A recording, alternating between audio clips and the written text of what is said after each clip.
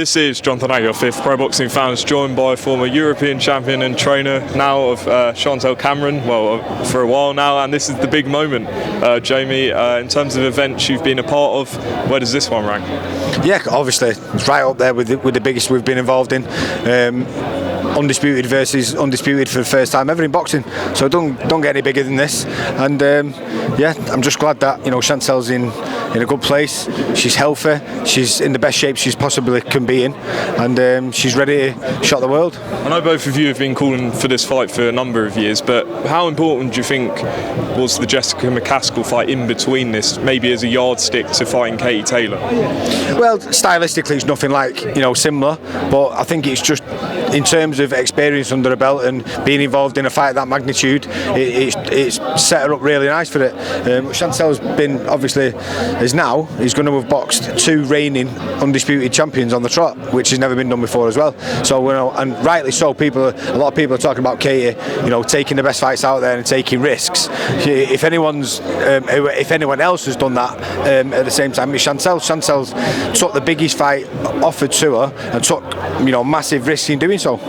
I know it's been asked this week to you about concerns over judges and things like that, but I think you've said to other channels there's nothing you can do about that. So, but is it playing on your mind at all because of what happened with Catterall? I can't let it play on my mind. All I've got to focus on is my job, and is that a concern? Of course it is, but I don't focus on it. I don't worry about it because it's out of my control. The only thing I can control is what I'm in charge of, and that's Chantelle getting the best out of her, and then hopefully the people do the right thing. And what would it mean to yourself, Nigel, and the team if Chantelle pulls this off? Mate, I know how much Chantelle's wanted this fight ever since she came to my gym nearly 5 years ago. So for her to get this victory tomorrow, when she gets this victory, I understand it'll mean the absolute world to her. So for me, it's about what it means to the fighter, and I probably feel quite bad, to be fair, because I love Katie Taylor and I love all she's done for boxing. I love Ireland. I love the way they adore Katie, but I'm afraid to say we come at a spoil apart. And will you spoil that, do you think, by knockout? It doesn't matter to me. I hope, and being honest with you, the way Chantelle's performing, I would not be surprised if she stops her tomorrow.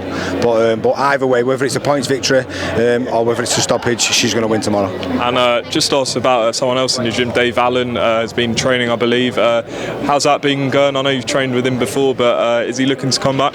Yeah, he's waiting, obviously, for a meaningful fight to come up. I think he's had one fight since he's come back on a Dennis Hobson show, and he's just hoping that he can get the Fabio Wardley fight, obviously, because of what's happened with the British title and Fraser Clark dropping out. Then I think Dave's hoping that he might be with a shot at getting a voluntary defence. So we're just waiting on Eddie Hearn to make the call. And Jack Catterall as well, getting ready for Darragh Foley. Just talk to me about his preparation and what you see by the end of the year for Jack. Jack's always ready. He's in the gym 5 days a week, every week, and 3 years now he's been training and he's had one fight against Josh Taylor. So I do feel for him, but he's the ultimate professional, and he's ready to put on a statement on next Saturday night, because I think he might be taking out a bit of frustration on Foley, but then I'm just glad Eddie's got a bit of a plan for him now moving forward, so he's got a bit of structure now, because these next 2, 3, 4 years are going to be vitally important for his career. How do you see Taylor Lopez going? Listen, it depends. There's a lot of rumours that Josh Taylor's injured or he's carrying injuries, and I've been there myself as a fighter. You can't possibly perform to the best of your ability when you're carrying injuries with you like that. I don't know whether Lopez is going to be big enough, carry that size up and be able to have an impact on Josh Taylor because of the size of Josh at the weight. But so there's so many different aspects to that fight, but it's a good fight. And how do you see Haney and Lomachenko going on Saturday?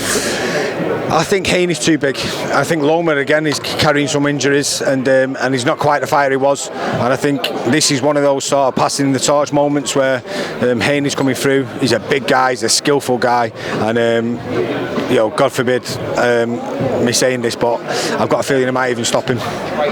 And just two last ones. John Fury said that he believes that if Joshua and Wilder fight, then Joshua knocks him out because Wilder isn't the same after the Fury fight. What's your opinion? I think that fight is just a toss a coin, whoever lands first. I think both guys, to be honest, are probably not in the best place from a mental point of view in terms of from boxing, because that getting wins and building momentum gives you that confidence in yourself, and I think both guys are probably in the same position, so we really don't know what either guy's going to bring. What we do know is they both bring power. AJ doesn't seem to be letting his hands go as freely as he was before, but maybe getting some rounds under his belt last time will really help him. Wilder's not been active, so there's so many questions. First one who lands for me.